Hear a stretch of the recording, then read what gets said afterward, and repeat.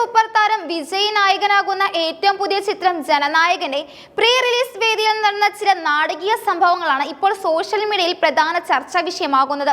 ചിത്രത്തിലെ പ്രധാന വേഷം കൈകാര്യം ചെയ്യുന്ന മലയാളികളുടെ പ്രിയ നടി മമിത ബൈജു വേദിയിൽ വിജയിയുടെ തന്നെ ഒരു പഴയ ഗാനം ആലപിച്ചതും അതിനെ തുടർന്നുണ്ടായ പ്രതികരണങ്ങളുമാണ് ട്രോളർമാർക്ക് വലിയ വിരുന്നായി മാറിയിരിക്കുന്നത്. വിജയിയുടെ കരിയറിലെ ശ്രദ്ധേയമായ അഴകിയ തമിഴ് മകൻ എന്ന ചിത്രത്തിലെ AR റഹ്മാൻ ഈണം നൽകിയ പാട്ടാണ് മമിത വേദിയിൽ പാടാൻ തിരഞ്ഞെടുത്തത്.